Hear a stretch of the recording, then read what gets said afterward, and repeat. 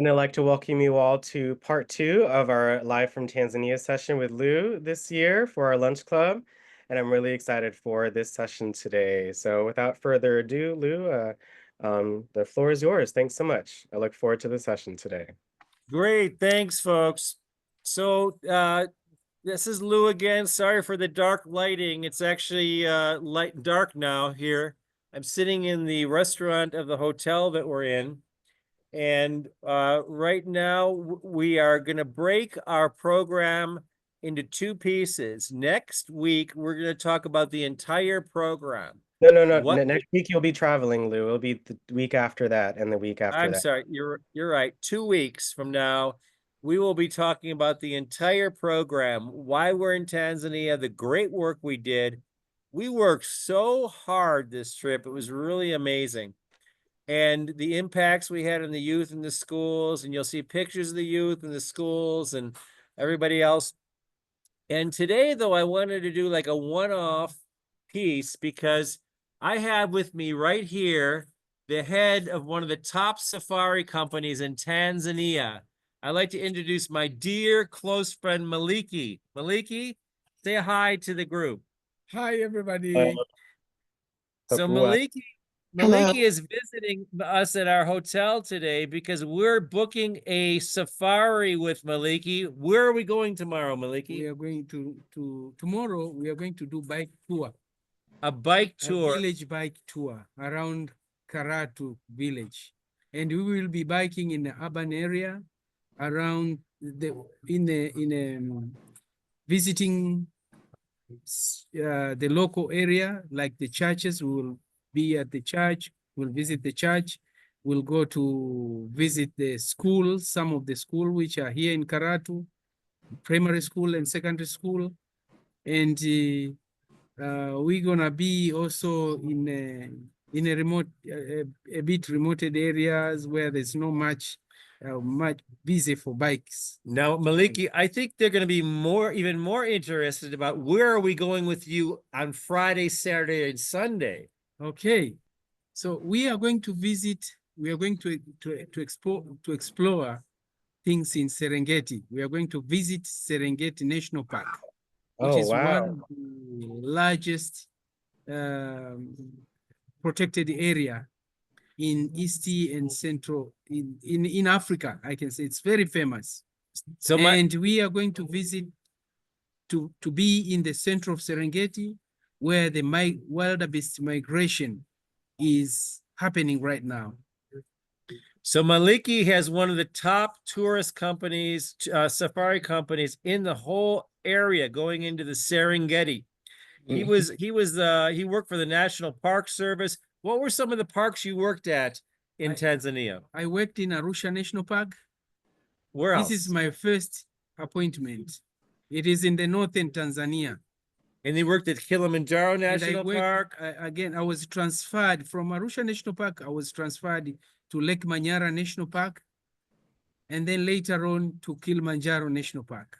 And have you ever climbed to the summit of Kilimanjaro? I've never climbed the summit, but I've been, as a ranger, I was taking care of the tourists in some of the sites where the tourists are going up to the top. So we were taking care of them while camping in one of the campsites before they get to the top. And then even when they are coming down from the peak, when they're coming down, this is what we were dealing with.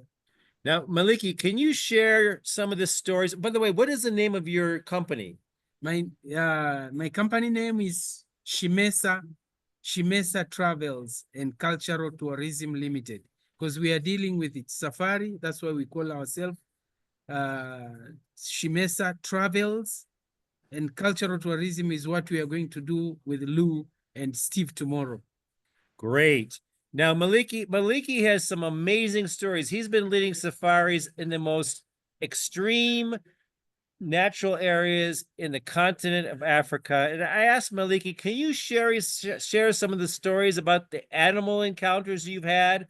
So Maliki, you got like 3 minutes to tell us some stories. Go ahead, Maliki. Okay. One day, this is what happened in front of me while I was driving the tourists in the Serengeti plain. We saw the lions in a distance. It was a pride of lions. And while we were watching them, we saw at a distance again, there was a male coming toward the pride where there was a dominant male with the females, with the wives, with his wives. So he was approaching slowly to that pride, and then the dominant male stood up Mm. and started to fight with a new incoming male who wanted to take his wives. So the fight was severely, and they were fighting until both of them came closer. One was running, was trying to escape because he was beaten in such a way that the blood was coming in his face. And he was running towards us so that he can find a hide from the other male. And then they got inside. They were fighting until, while they were down below the vehicle, underneath the vehicle, they were just fighting, and then the car was shaking, and then the other one got out on the other side and ran away. And that was how he saved himself. It was amazing for us. And one of the clients who was inside was shouting and shouting, "Malik, we are dying, we're dying. Why don't you move the vehicle?" Then I said, "How can I move the vehicle while they're underneath the vehicles?" So it was terrifying even for my clients. That is the story that I can share with you. Now, seniors, do you have any questions for Maliki? He's very experienced. All I can say is God bless you, because I'd have been terrified. You'd have had one dead person in that vehicle with you. I 'Cause have a question, I- Maliki. Yeah. Now, the lion that won, that's the one that's going to take over the females. Which one won? Which one won the battle? The one who was the dominant male won against Okay. the new incoming. Okay. Yeah. So those are his wives now. Is that correct? Yeah, if the other male won, would the children be safe from the mothers, or would the dominant male kill the children? Yeah, that's what normally when the new coming male won, and there are some cubs in the pride there, the male will do something what we call infanticide. He will kill all the cubs so that he can introduce his new generation there. His own cubs, yeah. So normally the females doesn't accept that. They don't accept. So they will help the dominant male to fight against the new incoming so that he cannot, the children will be safe. So that's what they normally do. Yeah, like a lot of other animals, and they do that as well, which is nature. It does a good job of showing us some of that too. So thank you so much for sharing. Any other? Any other? One more question for Maliki, and then I'll go through my slides. One more question for Maliki. Maliki, how long did this battle take place? How long? How long is the battle? Yeah, how long were The they fighting? battle took about 15 minutes. Okay, okay. 15 minutes. It was a strong battle.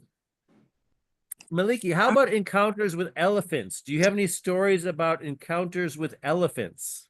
Yeah, in Arusha, in Lake Manyara National Park, one day we had an elephant who was having calves. It was a small head with a matriarch. Matriarch is the old female in the head, always leading the head, showing them where there's ample food, where there's water. In case of any danger, they just give alarm to the head, and the head will run away or confront what is coming towards them. So one day, I was with my colleague. We were in the normal patrolling. I used to be a park ranger. Yeah, that's what I've told you before even. So we were having guns with us. It was a Kalashnikov.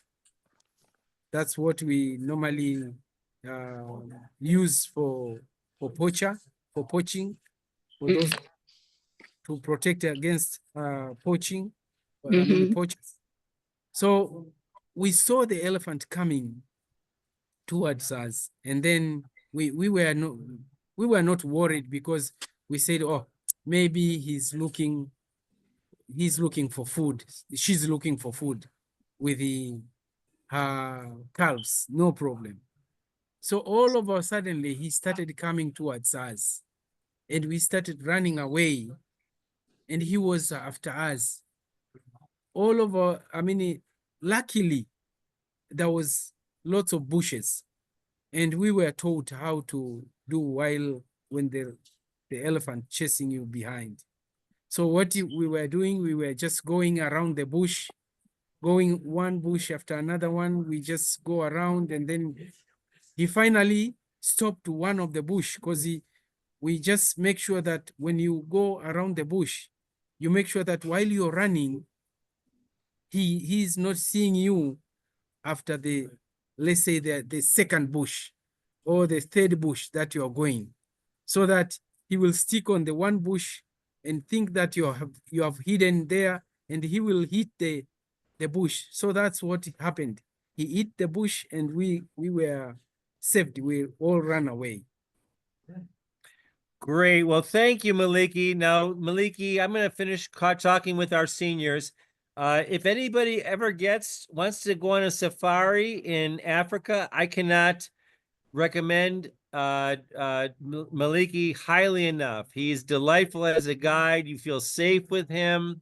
He's very knowledgeable, and I will share his contact information with you when I return to Washington, D.C. So thank you very much, Maliki. Thank you so much. Have a nice day today. I'll you say so much. thank you so much to Maliki for coming on our session today. Thank you, Thank Maliki. you, Maliki. Thank you. Thank you, Lou. Maliki. Thank you so much. Thank you so much. Okay. Thanks, Maliki. Okay, thank you so All right, much. good job. Okay, thank you all so Uh, much. Okay, Lou, can you unmute yourself, please? Yeah, I'm going to show you some pictures now of the safari that Maliki took us on last week in Ngorongoro Crater. So today's session is really all about safaris. Ngorongoro Crater is a United Nations World Heritage Site. It's known as having the highest concentration of African mammals in the world. And we went there last Sunday. We needed to take a break. So without further ado, I'll see if I can share my screen. I'm going to show you some other pictures because I just haven't gotten to the thing yet. Yeah, again, Can you all see? you'll be doing a recap with us for Italy and Tanzania at the end of June, for the end of June. So I know you have a lot more pictures, but the one you have on the screen is great. Yeah, so here we are in a school, and I'm going to skip through these because we're going to talk more about this. I had a hard time advancing through this. I actually uploaded my photos from my Apple phone just before I got on here. We donated computer labs. Well, here's a little tidbit, a little preview of last week. We donated a computer lab to each school. This is what it included. And this is a donation certificate. We got a lot of good publicity from it. We're going to Nairobi later this week, and we're meeting with the technology advisor to the president of the country. in an effort to secure additional funding for this program and possibly to expand it into Kenya. So we're making progress. It's slow but sure. You know, there's lean times in our city. So, you know, we got to spread out and make sure we keep the doors open here at Wild Tech. And this is one of our strategies. So here we go right here. This is these are some friends at one of the schools. Again, I'm not going to spend time on this. I'm just trying to advance through the slides. Oh, by the way, here's the presentation we had. Have a look at this. This is a big grand opening. We had dignitaries there, and it was really quite a scene. It was quite a scene. Unfortunately, the sound doesn't seem to be working. Oh, you have to just hit the audio button, but at the on the bar, Lou. Audio button on the bar. It's to the left. Yeah, yeah. I don't think it matters so much. Yeah, right just for now. next time, you'll see it. Okay. No, thanks, Alex. Okay, I'm seems like I'm locking up right now, which has me a little concerned. I'm having some issues with this computer. I might have to okay, now it's moving. Yeah, that's okay, Lou. Just, you got can you explain why you'll be leaving in about 10 minutes? Yeah, we're having the closing dinner with the entire group that was involved in this project. The Tanzania Ministry of Education representation. We're gonna have World Vision Tanzania there. The entire Wild Tech team is there. And they wanted to do the dinner at 6:30, but I knew about this call, so I said, hey, can we do it at 7:30? So that at least I can be on the call for half an hour. And they said, sure. Here we are with the students. This is a great guy, Dr. Lucian. He's with the Tanzania Ministry of Education at their government headquarters. He was at the opening. You'll see more of this. You'll see more of this next week. Just a little preview. 2 weeks, Lou. 2 weeks. Okay, yeah. Keep reminding me. Keep reminding me.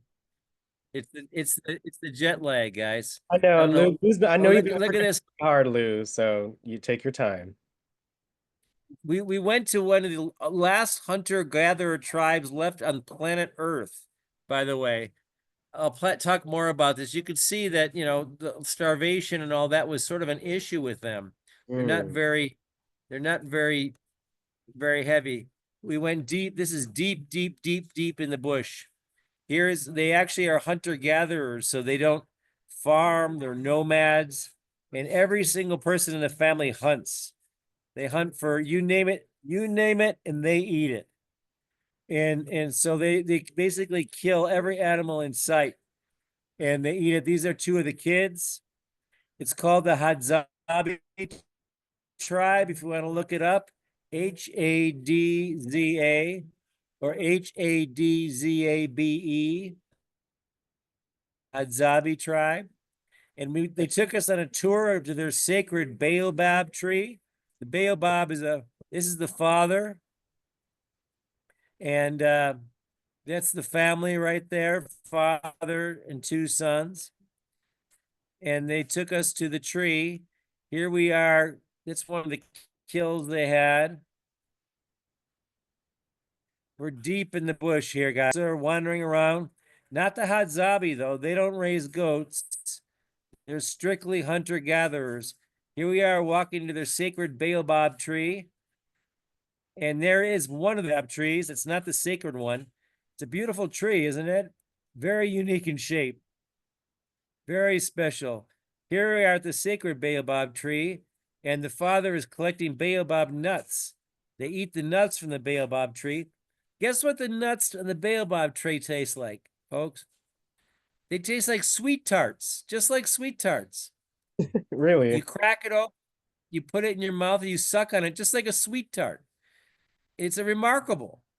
And then once you're done with the getting it sucking, you have to spit the pit out. Who would have known? A baobab tree. And there's the nut. He just broke open the baobab nut. Now he's picking the little nuts out inside and eating them. They're like sweet tarts. Really good stuff. I couldn't believe how tasty they were. They call it the tree of life here in Africa because so much comes out of the baobab. You can eat the nuts. Medicines come out of the bark.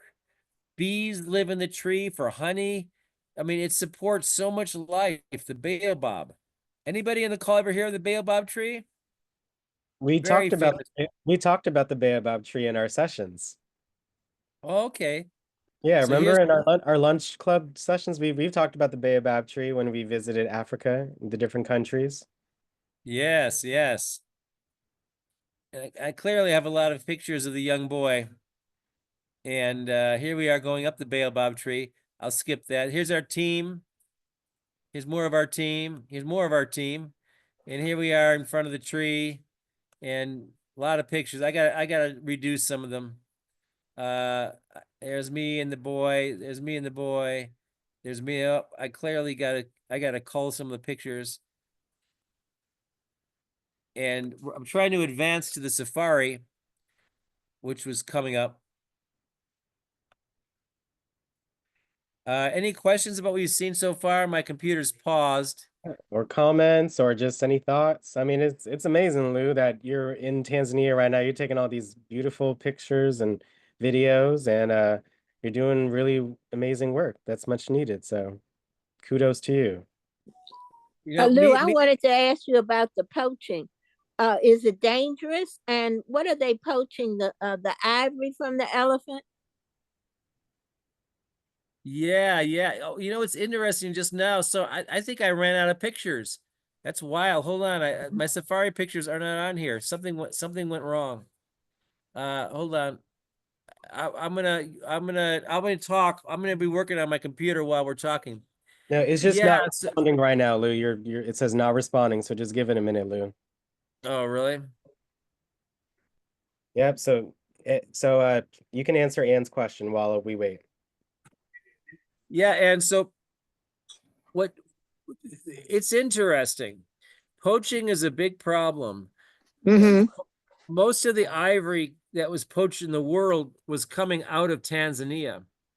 And the previous president, Magufuli, really cracked down on it. Guess how he cracked down on the poachers? How? The Rangers had a license to kill. Oh, They basically shot them. okay. So when they saw somebody poaching, they just killed them. And that very quickly ended the poaching. And Mm-hmm. since had a really good record of no poaching for a while. The new president's quite a bit more lax. It's becoming a big issue again. Some of the poachers are local tribes who are motivated by two things: one, for food, if they're facing starvation, and two, for money, because they can sell the ivory and in some of the even the animals. Sometimes they're trapped. They can sell them on the black market. So it's a challenge, that's for sure. Do they have to kill the elephant to take the tusk? You know, I don't know. I can't imagine the elephant standing still when someone saws its tusk up. You Yeah, know, I can I only was I imagine. was wondering if that's getting to be because I read in Smithsonian that the elephant tribes are dwindling down. So I was wondering, was it because of the poaching? Oh, that's oh, definitely could be one reason. Okay. yeah. I mean, Thank you for answering the question because there was a big article in the Smithsonian about that last year. oh, really? Mm-hmm. I mean, you just rest assured that's probably the biggest reason for it. Tanzania has set aside tremendous amounts of area for for animals. They're really Mm-hmm. an example for the whole world. And yeah, actually, I'm looking at my files and it looks like Yeah, it's okay, Lou. You have about 4 minutes left. So any other questions or comments for today from anyone? Again, this is the time to share, to ask while Lou is live from Tanzania. So we have about 25 folks on the call. So we'd love to hear. Lou, are you near Dar es Salaam or Dodoma? I'm sorry, Understand say it again. Tanzania has two capitals. I was looking at, they have two capitals.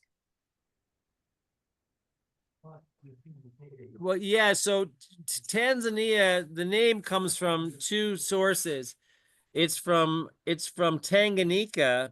Back in the day, in the 1960s, there were two countries. One was Tanganyika, and it bordered Lake Tanganyika, so that's where it got its name. And then the other one was Zanzibar, two separate countries. And then Julius Nyerere is really an amazing figure. If you ever have a chance to read up about him, he's almost like a combination Martin Luther King slash George Washington kind of person. He unified the country of Zanzibar and Tanganyika, and the name became Tanzania. Okay.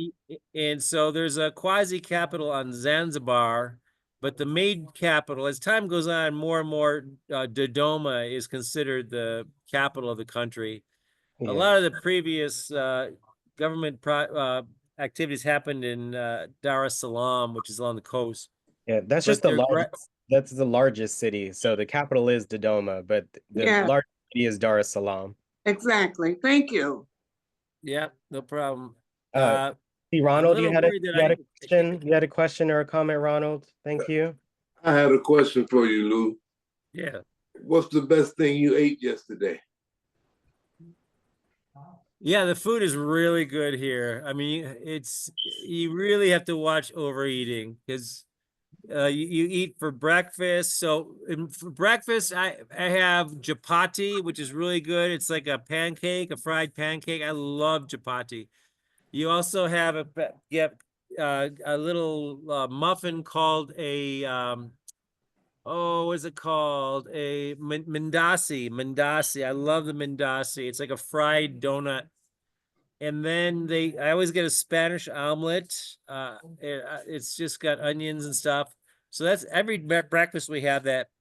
What I really liked is they have a beef kind of stew mixed over what's called pulai. It's fried rice, and they All pour it all together. And oh my gosh, it is so good.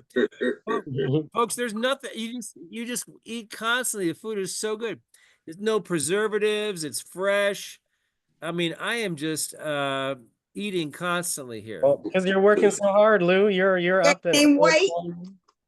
What's that? Are you gaining any weight though from that eating? I think so. I think so. So he's sweating it all. Oh. What's Well, one of the great imports from over there, Lou? What's that? Things they import. What's one of their greatest imports? Imports. That's a good question. So, a lot of stuff is coming from China now. I Oh, would say the biggest trade partner is China. And US was not proactive in reaching out to Africa, most African nations, when it needed help with infrastructure and other things. And so the Chinese really stepped in. they got it. So when you look at road projects, most construction projects that are really, really big, a lot of them are led by the Chinese. Okay.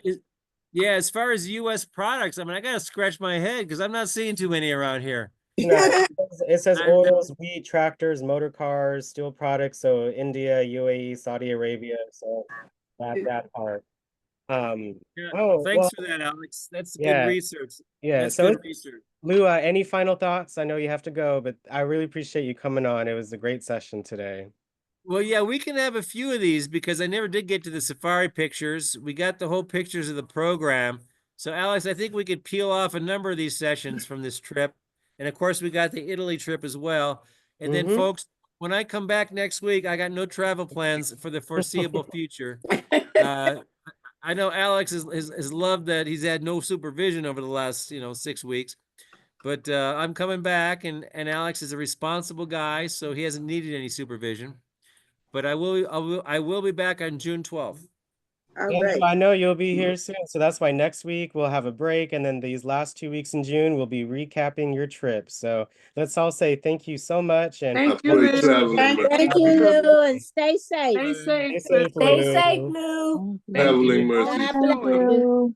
Thank you Bye. so much. Thank you so much. Stay safe.